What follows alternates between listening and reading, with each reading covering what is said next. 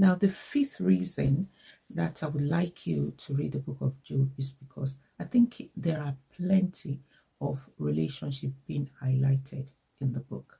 I think the first is the relationship between the Lord and Job, and we see his relationship with his children. And we also see his relationship with the wife that encouraged him to curse God, after all that calamity fell on him. And lastly, we see the relationship between his friends and him, and the trust that Job had in the Lord held him because he had a relationship with God and he trusted God. And we see him being, sort of being let down by his wife, I would say.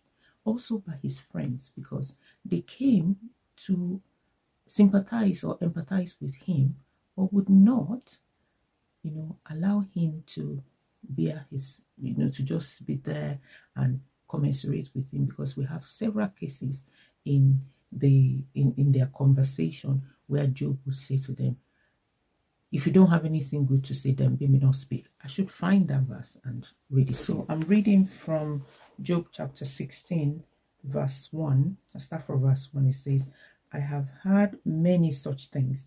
Miserable comforters, he was calling his friend. You all are, all three of them. Should words of wind have an end?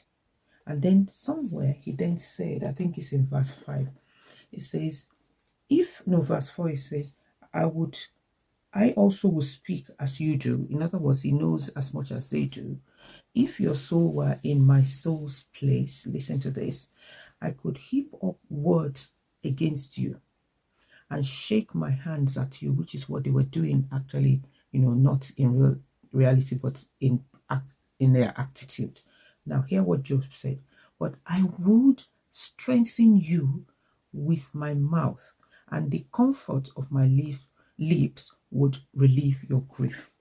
They weren't doing that to him. They were bent on letting him see that he's guilty. He's not righteous. He must have done something bad. That's why that's happening to you. No, what do you call that word? No empathy on their part towards Job. And see that relationship, the experience that Job had was, brought out so many things I would say about the relationship with, number one, his wife. Of course, the children were no more. His relationship with God, God still maintained that is perfect.